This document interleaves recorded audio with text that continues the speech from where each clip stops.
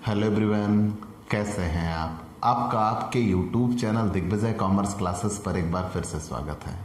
हम आपके लिए अपने इस YouTube channel Digvijay commerce classes पर बीकॉम के सिलेबस के कंपलसरी सब्जेक्ट फाइनेंशियल अकाउंटिंग की पूरी एक सीरीज लेके आ रहे हैं, जिस पे आपको एक तरफ से हर एक रूल और उनके प्रैक्टिकल क्वेश्चन 1 बाय 1 मिलते हैं।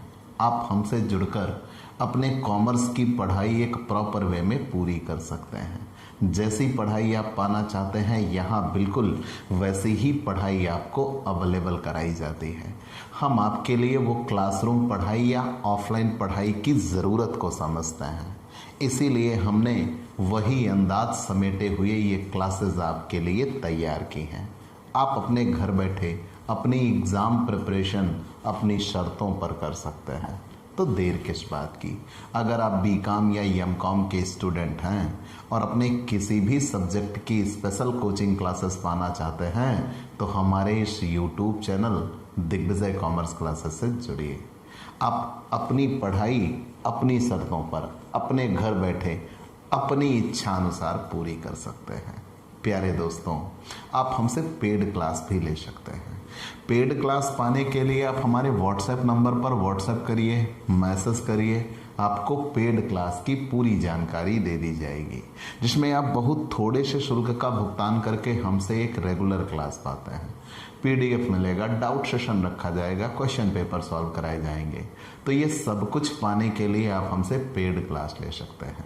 प्यारे दोस्तों, मैं अपने इस यूट्यूब चैनल के ज़रिए फाइनेंशियल अकाउंटिंग के सबसे इम्पॉर्टेंट लेसन में से एक पार्टनरशिप, साझेदारी को सोल ऑफ फाइनेंशियल अकाउंटिंग में बोलता हूँ। फाइनेंशियल अकाउंटिंग की आत्मा। ऐसा क्यों?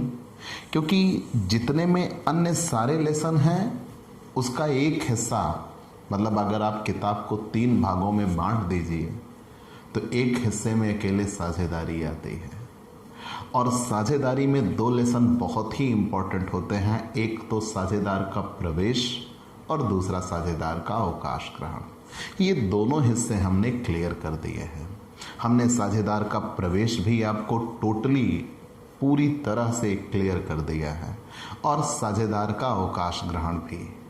लेकिन उसी साझेदार के अवकाश ग्रहण में एक रूल स्पेशल बन जाता है, जब किसी साझेदार की मृत्यु हो जाए, डेथ ऑफ ए पार्टनर, तब क्या होगा? जब किसी साझेदार की मृत्यु हो जाए तब क्या होगा?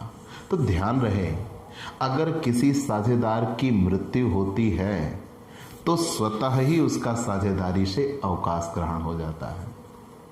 लेकिन अब यहाँ याद रखिएगा, जब हमने आपको साझेदार का अवकाश ग्रहण पढ़ाया था तो मैंने ये कहा था कि जब कभी कोई साझेदार असमर्थता, अस्वस्थता, आपसी मतभेद, या हो सकता है कि अब वो इस जगह पे काम ना करना चाहे, वृद्धावस्था आदि किसी परिस्थिति में अगर साझेदारी को छोड़कर जाता है, तब तो उसे अवकाश ग्रहण कहते हैं। लेकिन ये जब वो छोड़ के जाता है तो वो एक सुनियोजित तरीके से होता है, एक प्री प्लान्ड कह लीजिए। और जिस दिन उसकी पुस्तकें बनेंगी उसी दिन वो ये निर्णय लेता है कि अब हम साझेदारी में नहीं रहेंगे। लेकिन मृत्यु तो कभी सुनियोजित नहीं हो सकती ना। अगर किसी की अकस्मात मृत्यु हो गई तब क्या किया जाएगा? तब कैसे निर्णय लिए जाएंगे? तो ध्यान रहे, जब किसी साझेदार की मृत्यु होती है तो स्वतः ही साझेदारी का अंत हो जाता है, परंतु शेष साझेदार चाहें तो नया साझेदारी अनुबंध करके फर्म को आगे बढ़ा सकते हैं। साझेदारी संलेख के नियमों के अनुसार मृतक साझेदार की देय राशि का निर्धारण करके उसके वैधानिक उत्तराधिकारी को वो राशि दे दी जाएगी जितने उसके लिए बननी थी। याद रखिएगा मैंने क्या कहा, कि साझेदार की मृत्यु की दशा में स्वतः ही साझेदारी या स्वतः ही साझेदार का अवकाश ग्रहण हो जाता है और साझेदारी का अंत हो जाता है। याद रखिएगा, जब साझेदारी का अंत हो गया तो शेष साझेदार चाहें शेष साझेदार चाहें तो नया अनुबंध करके फर्म को जारी रख सकते हैं। साझेदारी संलेख के नियमों के अनुसार जिस साझेदार की मृत्यु होती है उसकी देय राशि उसके वैधानिक उत्तराधिकारी को दे दी जाती है। और याद रखिएगा, उसकी देय राशि की गणना बिल्कुल वैसे ही की जाती है जैसे कोई साझेदार अवकाश ग्रहण कर रहा हो, और उसकी राशि की गणना करके उसके वैधानिक उत्तराधिकारी को दे दी जाती है। लेकिन यहाँ याद यही बात दिक्कत वाली होती है कि जब कभी कोई साझेदार अवकाश ग्रहण करता है तो वो एक सुनियोजित तरीके से, योजनाबद्ध तरीके से अवकाश ग्रहण करता है। लेकिन जब किसी की मृत्यु होती है तो मृत्यु तो अकस्मात अचानक होती है, तब हम मृतक साझेदार की देय राशि का निर्धारण कैसे करेंगे, वही नियम आज मैं आपको बताने आया हूँ। तो चलिए हम उसी बात को आगे बढ़ाते हैं। मृतक साझेदार को देय राशि की गणना। मृतक साझेदार को देय राशि की गणना। मृतक साझेदार को देय राशि की गणना।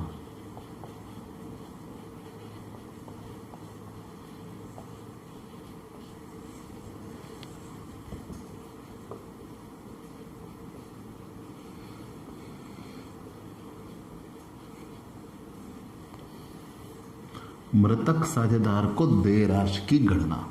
सबसे पहली चीज तो ये, मृत्यु आज हुई, उसके पीछे पुस्तकें तो जरूर बनी होंगी ना भाई, चाहे जिस डेट को मृत्यु हो। किसी साझेदार की जब मृत्यु हुई तो उसके पीछे जब पुस्तकें बनी थी तो उस पुस्तक बनने वाली तिथि, मतलब जो पिछले वर्ष का अंतिम दिन था, गत वर्ष के अंतिम दिन के आधार पर जो भी उसके पूंजी खाते का या चालू खाते का शेष होगा वो उसको दिया जाएगा। चलिए, ये तो आप जानते ही हो कि जब कभी कोई भाई वर्ष की समाप्ति होती है तो वर्ष की समाप्ति पर हम प्रत्येक खाते का शेष निकालते हैं।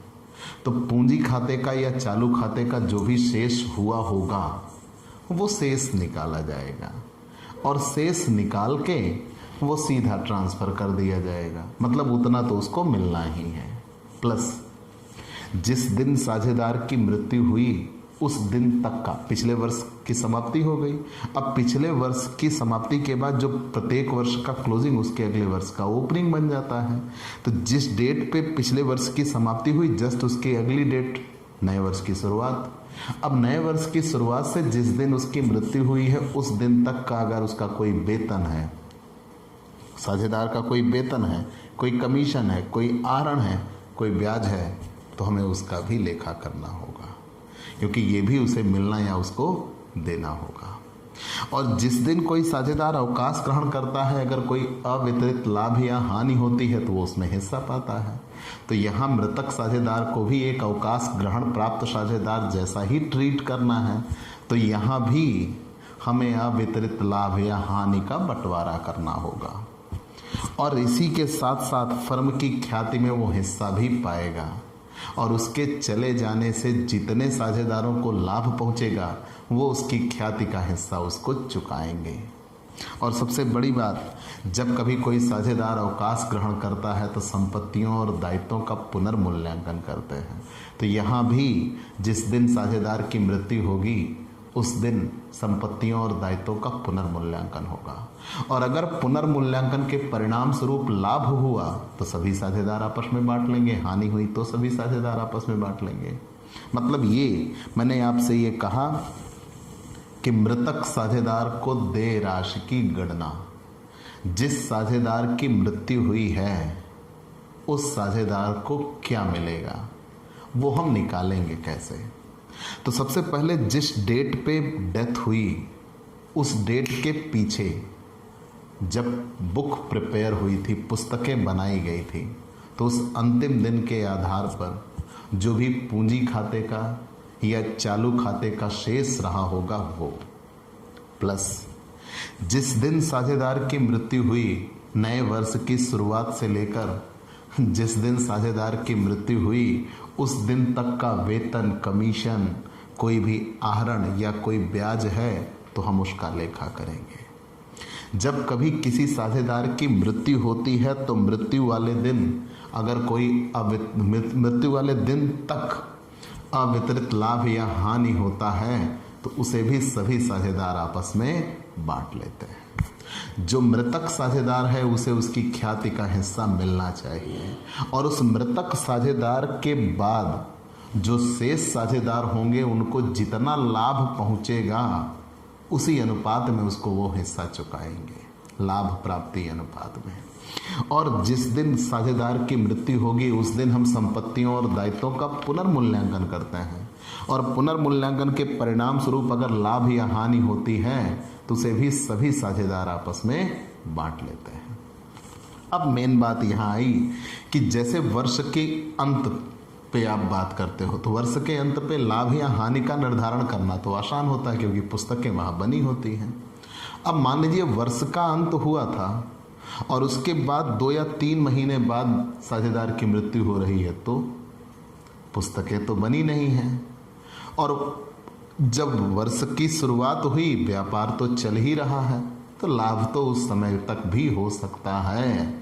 तो उस समय तक के लाभ या हानि में उसका हिस्सा भी निकालना होगा। मतलब नए वर्ष की शुरुआत से साझेदार के मृत्यु वाले दिन तक का जितना लाभ या हानि बनेगा उतना उसका हिस्सा उसमें मिलना चाहिए। याद रखिएगा क्योंकि पुस्तकें अभी बनी नहीं हैं। तो जिस नए वर्ष की शुरुआत हुई और उसी वर्ष में मृतक साझेदार की मृत्यु हुई तो नए वर्ष की शुरुआत से लेकर साझेदार की मृत्यु वाले दिन तक का उसका लाभ या हानि जो भी बनेगा उसमें हिस्सा उसको मिलना चाहिए।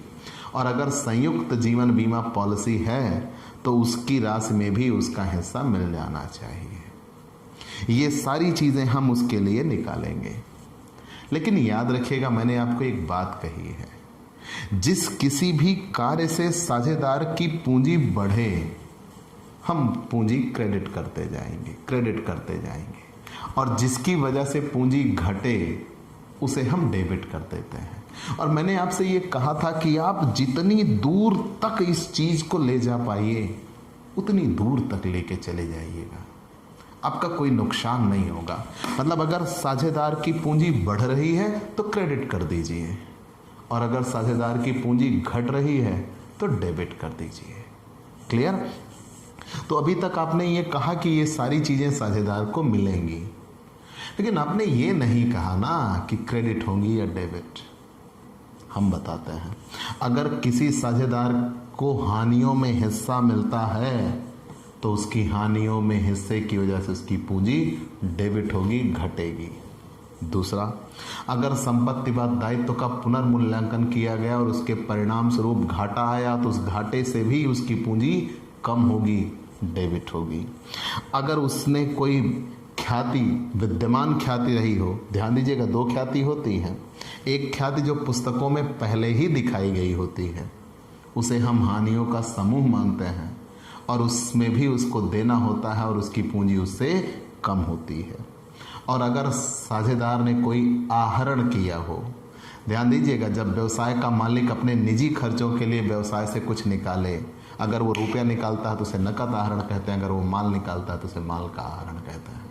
तो जब व्यवसाय का स्वामी अपने निजी खर्चों के लिए व्यवसाय से कुछ निकालता है तो उसे आहरण कहते हैं, अगर उसने आहरण किया तो उसे भी डेबिट करना चाहिए क्योंकि उससे भी पूंजी कम होगी।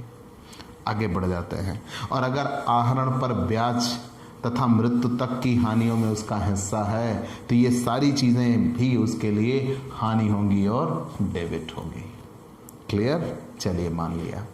और साझेदार का पूरा हिस्सा निकाल के, मृतक साझेदार का पूरा हिस्सा निकाल के जितने से उसकी पूंजी बढ़े सब क्रेडिट कर देंगे और जिसकी वजह से उसकी पूंजी घटे डेबिट कर देंगे और फाइनल अमाउंट निकाल के उसके वैधानिक उत्तराधिकारी को वो राशि हस्तांतरित कर दी जाएगी।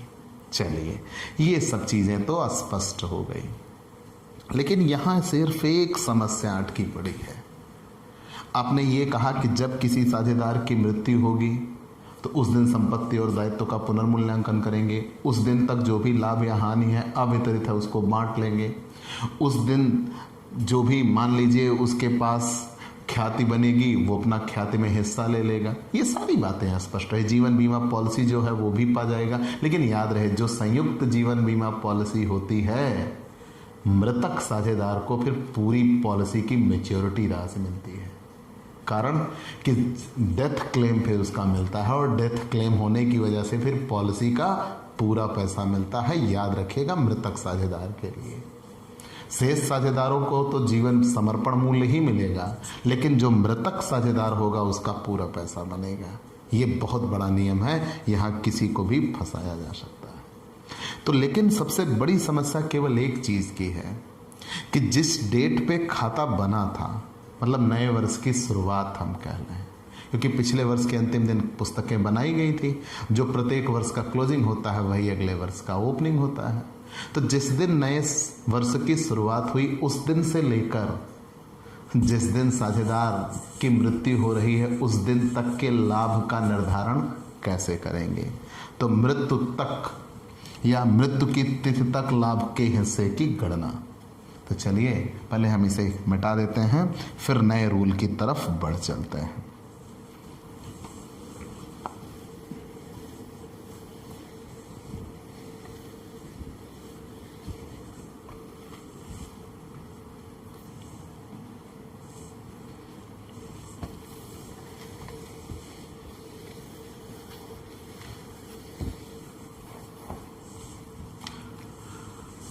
मृत्यु की तिथि तक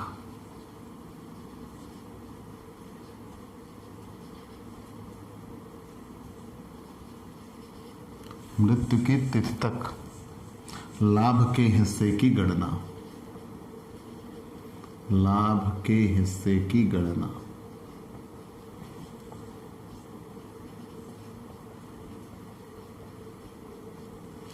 मृत्यु की तिथि तक लाभ के हिस्से की गणना मतलब जिस दिन उसकी मृत्यु हो रही है उस दिन तक लाभ के हिस्से की गणना कैसे होगी। तो हमने ये पहले ही बताया कि मृतक साझेदार का जितना भी हिस्सा बनता है ये उसके वैधानिक उत्तराधिकारी को देना होता है, और जिस दिन उसकी मृत्यु हुई उस दिन तक की चीजों के लिए वो जिम्मेदार होगा। तो नए वर्ष की शुरुआत से लेकर जिस दिन उसकी मृत्यु हुई उस दिन तक जो भी फर्म ने लाभ कमाया होगा या हानि उठाई होगी उसमें उसको हिस्सेदारी बनती है। अगर लाभ कमाया होगा तो उसे मिलना चाहिए, और अगर हानि बनी तो उससे वसूलना चाहिए। तो उसकी पूंजी घटा देंगे उससे, लेकिन उसकी गणना करेंगे कैसे? तो मृत्यु की तिथि तक लाभ के हिस्से की गणना 2 नियमों के आधार पर की जाती है। कितने नियमों के आधार पे? 2 नियमों के आधार पे की जाती है। एक समय के आधार पे और एक बिक्री के आधार पे। एक समय के आधार पे, और ये बड़ा आसान नियम होता है, समय के आधार पर, ठीक। और दूसरा नियम होता है बिक्री के आधार पर। बिक्री के आधार पर, ठीक। ऐसा हम निकाल क्यों रहे हैं? मेन मुद्दा ये बने। तो मैंने ये आपसे कहा कि जिस दिन किसी साझेदार की मृत्यु होगी, मृत्यु की तिथि तक का उसका जो भी हिस्सा है लाभ का या हानि का उसे मिलना चाहिए, और उसकी गणना हमें करनी होगी। तो मृत्यु की तिथि तक लाभ के हिस्से की गणना कितने नियमों के आधार पर की जाएगी? 2 नियमों के आधार पर की जाएगी। एक तो समय के आधार पर और दूसरा बिक्री के आधार पर। समय के आधार पर, बिक्री के आधार पर। ये समय के आधार पर और बिक्री के आधार पर नियम क्या है? याद रखिएगा, जिस दिन नए वर्ष की शुरुआत हुई उस दिन से लेकर जिस दिन साझेदार की मृत्यु हुई उस दिन जितना समय हुआ है, उस दिन तक जितना समय हुआ है, तो हम पिछले वर्ष के लाभ को आधार मान लेंगे और ये मानेंगे कि पिछले वर्ष इतना लाभ कमाया गया तो इस वर्ष भी इतना कमाया जाएगा। और पिछले वर्ष के लाभ के आधार पर उतने समय के लाभ की गणना कर लेंगे जितने समय बाद उस साझेदार की मृत्यु हो गई है, और वो समय के आधार पर लाभ की गणना कहलाती है। और यहाँ बिक्री के आधार पर गणना, तो बिक्री के आधार पर गणना कैसे करते हैं? हम ये देखेंगे कि पिछले वर्ष कितनी बिक्री हुई थी और उस पर कितना लाभ हुआ था। तो जिस दिन साझेदार की मृत्यु हुई उस दिन तक कितनी बिक्री हो चुकी है, तो उस पर कितना लाभ बन चुका होगा, उसके आधार पर लाभ निकाल देंगे। तो अब ये दोनों बातें आपको बोलने में बड़ी अजीब लग रही हैं, हम इसको प्रैक्टिकली ज़्यादा बेहतर तरीके से समझा सकते हैं। प्रैक्टिकली वैसे समय के आधार पर लाभ की गणना दो तरीकों से की जाती है। समय के आधार पर लाभ की गणना कितने तरीकों से की जाती है? दो तरीकों से की जाती है। एक गत वर्ष के लाभ को आधार मानकर, गत वर्ष के लाभ को आधार मानकर, गत वर्ष के लाभ को आधार मानकर, ठीक। और दूसरा याद रखिएगा, गत वर्ष के लाभ को आधार मानकर, ठीक। और दूसरा औसत लाभ के आधार पर, औसत लाभ के आधार पर। अब यहां आप ये सोच रहे होंगे कि हम किस नियम का पालन करेंगे। दिमाग में तो यही बात आनी चाहिए, किस नियम का। लेकिन जब केवल एक वर्ष की सूचना दी हो, मतलब जिस दिन साझेदार की मृत्यु हुई उसके पिछले वर्ष का ही केवल लाभ दिया हो, तो आप इस नियम पे आइएगा। और जब एक से अधिक वर्षों के लाभ दिए हो तो आप इस नियम पे आइएगा। ये याद रखिएगा। तो मैंने क्या कहा, अब पूरी बातें यहाँ स्पष्ट कर लीजिएगा। रूल क्लियर हो जाएंगे, प्रैक्टिकल क्वेश्चन की ओर हम बढ़ जाएंगे। तो हमने ये कहा कि जब कभी कोई साझेदार, भाई जिस दिन, जैसे मान लीजिए हमारी एक पुस्तकें बन रही हैं, अब याद रखिएगा हमारी एक पुस्तक बन रही है, 1 अप्रैल 2016 को हमारी पुस्तक बनी, शुरू हुई, 31 मार्च 2017 को वर्ष का अंत हुआ। यहाँ तक कि हमने पुस्तकें बना दिया। तो नए वर्ष की शुरुआत हुई 1 अप्रैल 2017 से। जब नए वर्ष की शुरुआत हुई 1 अप्रैल 2017, अप्रैल बीता, मई बीता, जून बीता, 31 जुलाई को साझेदार की मृत्यु हो गई। अब आप क्या करिएगा, 31 जुलाई 2017 को साझेदार की मृत्यु हो गई। अब पुस्तकें यहां बनी हैं, लेकिन व्यापार तो यहां भी चल पड़ा था 4 महीने का, अप्रैल, मई, जून, जुलाई। तब आप क्या करिएगा? तो यही समस्या आ गई कि मैंने ये कहा कि हमें पिछले वर्ष की सूचना तो पता है, क्योंकि पिछले वर्ष की पुस्तकें हम बना चुके हैं। तो इस वर्ष अब नए वर्ष की शुरुआत हो चुकी थी।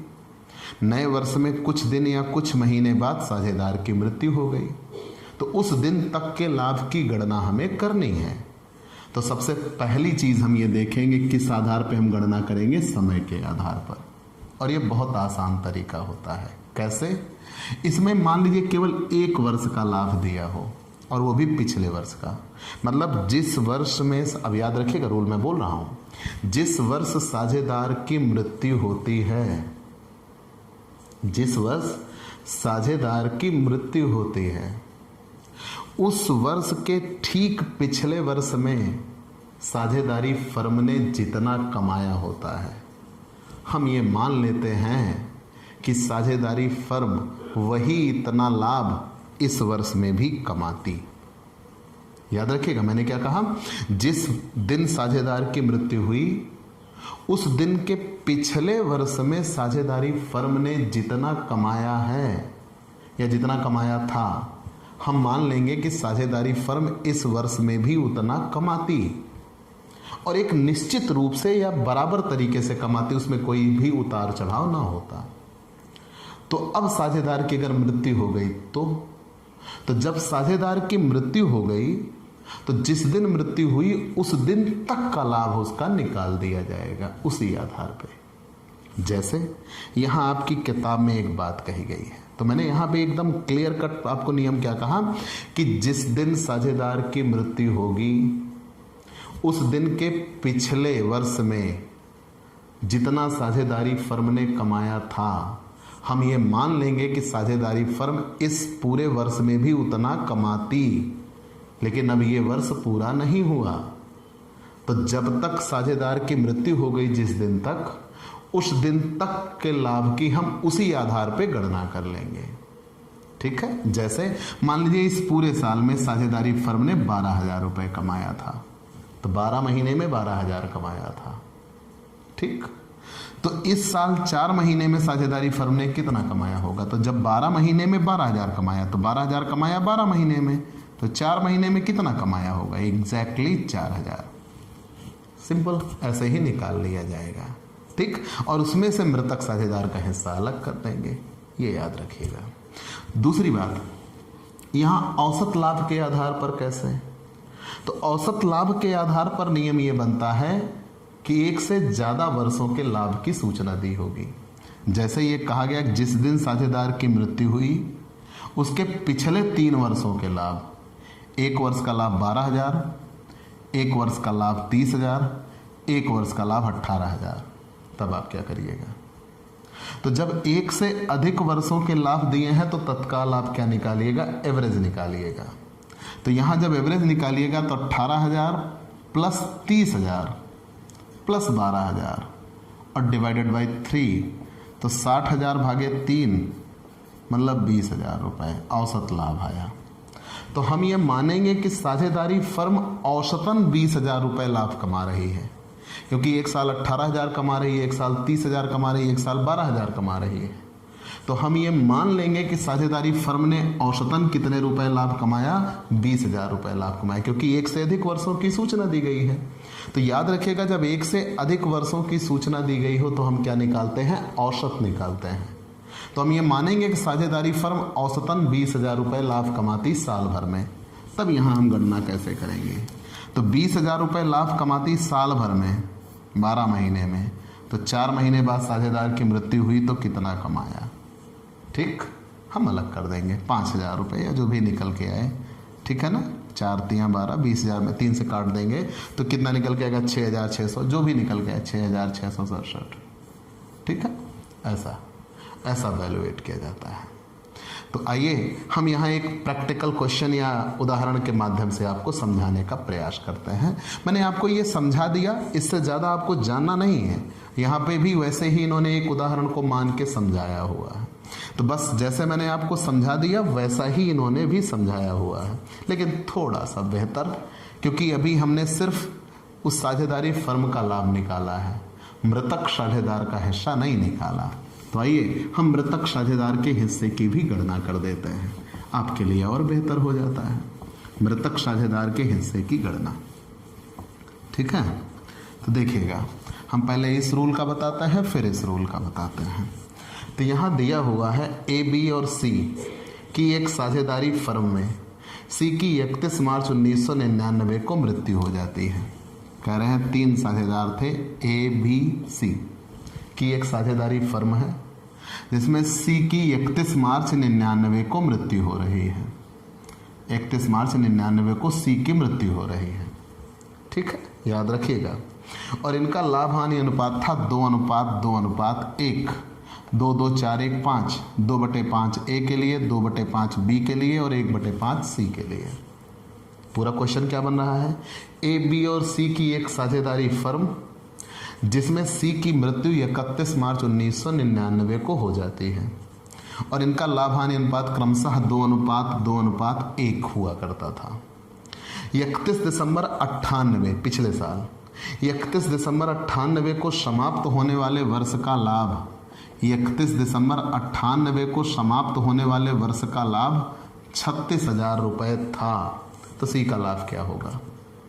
तो मैंने ये कहा जब केवल 1 वर्ष का लाभ दिया हो, जिस वर्ष साझेदार की मृत्यु हुई उसके पिछले वर्ष का लाभ दिया हो, तो उसके पिछले वर्ष के लाभ को ही आधार हम मान लेंगे इस वर्ष के लाभ का। तो हम ये मान लेंगे कि इस साल भी साझेदारी फर्म 36,000 रुपये कमाती साल भर में।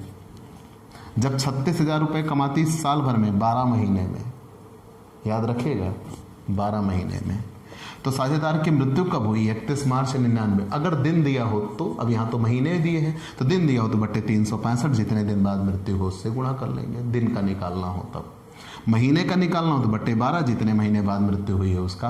तो पिछले साल का अंत कब हुआ था? 31 दिसंबर 98। साझेदार की मृत्यु कब हुई? 31 मार्च 99। कितने महीने बाद? जनवरी, फरवरी, मार्च। मार्च भी बीत चुका, 3 महीने बाद। 3 चौक 12, 4 9 36, 9000।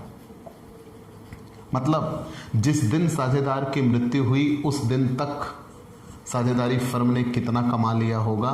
9000 रुपये कमा लिया होगा पिछले वर्ष के लाभ के आधार पर। तो हमने यहाँ यह कहा कि ABC 3 साझेदार थे, 2:1 के अनुपात में लाभ हानि को बांटा करते थे। 31 मार्च 1999 को C की मृत्यु हो गई। पिछले वर्ष 31 दिसंबर 98 को समाप्त वर्ष का लाभ 36,000 रुपये था। तो पिछले वर्ष का लाभ 36,000 रुपये था। तो जब पिछले वर्ष का लाभ 36,000 रुपये था तो वही इस वर्ष के लिए भी माना जाएगा। 12 महीने में इस बार भी 36,000 कमाएंगे। तो 3 महीने में कितना कमा लेंगे? क्योंकि 3 महीने बाद ही साझेदार की मृत्यु हो गई। 9000 ये साझेदारी फर्म कमाएगी। तो C कितने का मालिक था? 1/5 का। तो 9000 का 1/5 उसका है 1800। क्लियर? ये C का हिस्सा है, C का हिस्सा लाभ में। ठीक, ऐसे ही वैल्यूएट करेंगे। अगर गत वर्ष के लाभ को औसत माना जाए, गत वर्ष के लाभ को आधार मानेंगे, तब औसत लाभ के आधार पर गणना करनी पड़े तो आगे आइए, नए नियम पर हम चलते हैं। औसत लाभ के आधार पर, ठीक, औसत लाभ के आधार पर ध्यान दीजिएगा। अब यहां बेसिक बात यह होती है कि एक से अधिक वर्षों की सूचना दी गई होती है। और जब एक से अधिक, और ये चीजें ध्यान दीजिएगा, चूंकि बीच में मृत्यु हो गई, पिछले साल अगर पुस्तकें बनी होती उसी डेट पे मृत्यु हो जाए तो कोई बवाल करने की जरूरत नहीं, सब तो क्लियर है। लेकिन जब बीच में दिक्कत हुई ना, उस दिन जब पुस्तक बनी थी और इस दिन जब मृत्यु हो रही, बीच के लिए जिम्मेदारी भी तो उसकी बनती है, वो बातें हैं। तो यहां ये बात है, जैसे अनीता, सुनीता और विनीता, अनीता, सुनीता और विनीता 3 साझेदार थे। अनीता, सुनीता और विनीता एक फर्म में साझेदार थी। 28 फरवरी 1999 को सुनीता की मृत्यु हो गई। 28 फरवरी 1999 को सुनीता की मृत्यु हो गई। ठीक, आगे कह रहे हैं, पिछले वर्ष की समाप्ति से उसकी मृत्यु तक सुनीता के हिस्से के लाभ की गणना पिछले 3 वर्षों के आधार पर, लाभ के आधार पर की जाएगी। और 1996, 97, 98 में लाभ कितने हुआ करते थे? 70,000 एक साल। अगले साल कितना था? 80,000। उसके अगले साल कितना था? 90,000। ठीक, ये 96 का लाभ था, ये 97 का लाभ था, ये 98 का लाभ था। ये 3 वर्षों के लाभ थे, 70,000, 80,000, 90,000। और इस साल 28 फरवरी 1999 को सुनीता की मृत्यु हो गई। पुस्तकें 31 दिसंबर को बंद होती हैं। पुस्तकें 31 दिसंबर को बंद होती हैं। ठीक, और बराबर के साझेदार माने जाएंगे, चूंकि साझेदारी का लाभ हानि अनुपात नहीं दिया हुआ। तो जब लाभ हानि अनुपात नहीं दिया हुआ तो सबको हम बराबर का साझेदार मानते हैं। 1:1:1 मतलब 1/3। तो याद रखिएगा, अनीता, सुनीता और विनीता 3 साझेदार। 28 फरवरी 1999 को सुनीता की मृत्यु होती है। पिछले 3 वर्षों के औसत लाभ के आधार पर हमें वैल्यूएट करना है। पिछले 3 वर्षों के लाभों के औसत के आधार पर सुनीता की मृत्यु तक का लाभ हमें निकालना है। तो 70,000, 80,000, 90,000 पिछले 3 वर्षों के लाभ थे। तो औसत लाभ क्या होगा? एवरेज प्रॉफिट 70,000, 80,000, 90,000 और डिवाइडेड बाय 3। ठीक, तो 2,40,000 भागे 3 बराबर 80,000। औसत लाभ आएगा 80,000। औसत लाभ 80,000 आएगा, तो 80,000 लाभ होगा 12 महीने का। तो सुनीता की मृत्यु हुई है 2 महीने बाद, 28 फरवरी 1999 को। तो 2 महीने का लाभ कितना होगा? ठीक, यहाँ पे 80,000 भागे 6 करेंगे तो 80,000 भागे 6 करेंगे 13,333 रुपये। ठीक, ये साझेदारी फर्म ने कमाया होगा 2 महीने में। तो सुनीता कितने की मालिकाना हक रखती हैं? 1/3 की। तो 13,333 का 1/3 उनको मिलना चाहिए। तो 13,333 का 1/3 हम निकाल देंगे 4,444 रुपये। क्लियर? ऐसे ही निकाला जाता है। मतलब अगर 1 से अधिक वर्षों की सूचना दी गई होगी तो हम वहां तक का पहले औसत निकाल लेंगे और औसत निकालने के बाद वही इस वर्ष के लिए मानक बना देंगे और उसी के आधार पर हम लाभ की गणना कर लेंगे। तो साझेदारी फर्म का लाभ आ जाएगा। तो जिस साझेदार की मृत्यु हुई है उस साझेदार का हिस्सा अलग कर दिया जाएगा। चलिए अब हम बिक्री के आधार पर आ जाते हैं। ठीक, मिटाते हैं बिक्री के आधार पर लाभ की गणना। बिक्री के आधार पर लाभ की गणना एग्जैक्टली बड़ा ही आसान सा नियम बन जाएगा कि पिछले वर्ष की बिक्री दी होगी, पिछले वर्ष का उस बिक्री पर लाभ दिया होगा कि मतलब उतनी बिक्री हुई तो कितना लाभ हुआ। और फिर आपको ये निकालना होगा कि जिस दिन साझेदार की मृत्यु हुई उस दिन तक कितनी बिक्री हो चुकी है, उस पर कितना लाभ बन जाना चाहिए था। ठीक है, तो वहाँ पे निकालने के लिए बड़ा आसान सा तरीका है। पिछले साल जितनी बिक्री हुई थी उस पर कितना लाभ हुआ था, उसी के आधार पर इस वर्ष कितनी बिक्री, अब मृत्यु तक कितनी बिक्री हो चुकी है उस पर कितना लाभ बनेगा, पहले वो निकाल लेंगे फिर वैसे ही बांट देंगे। देखिएगा कैसे। यहाँ ये कहा गया कि XYZ क्रमानुसार 4:3:3 के साझेदार थे। XYZ 4:3:3 के थे। 4:3:3 मतलब 4/10, 3/10, 3/10। XYZ 3 साझेदार थे, 4:3:3 के अनुपात में साझेदार। 10 फरवरी 1998 को वाई की मृत्यु हो जाती है। 10 फरवरी को बीच में ही मृत्यु हो गई, ना महीना पूरा हुआ ना साल पूरा हुआ। 1997 के दौरान बिक्री और लाभ क्रमशः 1,20,000 और 20,000 रुपये थे। मतलब 97 में 20,000 रुपये का लाभ था तब जब बिक्री 1,20,000 थी। 1,20,000 रुपये की बिक्री, 20,000 रुपये का लाभ। और 1998 में 10 फरवरी को साझेदार की मृत्यु हो गई, तब तक का लाभ क्या होगा याद रखिएगा। दिया ये गया कि XYZ 3 साझेदार, 4:3:3 के साझेदार थे।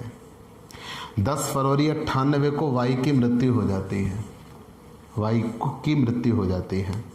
और पिछले वर्ष 1997 के दौरान 1,20,000 रुपये की बिक्री पर 20,000 रुपये का लाभ था। और इस वर्ष 10 फरवरी 98 को मृत्यु हुई है और तब तक की गई बिक्री 30,000 रुपये है। तो यहाँ ध्यान दीजिएगा, ये 20,000 रुपये का लाभ तब था जब 1,20,000 रुपये की बिक्री थी। तो 30,000 रुपये की बिक्री तक कितना लाभ होगा। 20,000 का लाभ 1,20,000 की बिक्री पर, तो 30,000 की बिक्री पर कितना लाभ होगा 5,000। मतलब जब तक मृत्यु हुई है तब तक बिक्री थी 30,000 और तब तक का लाभ कितना होगा 5,000। और वाई कितने के साझेदार थे 3/10 के, तो वाई का हिस्सा कितना होगा, तो वाई का हिस्सा 5,000 का 3/10 मतलब 1,500। क्लियर। ऐसे ही हम मृतक साझेदार के लाभ की गणना करते हैं। फिर उसके बाद हम प्रैक्टिकल क्वेश्चंस की ओर बढ़ चलेंगे।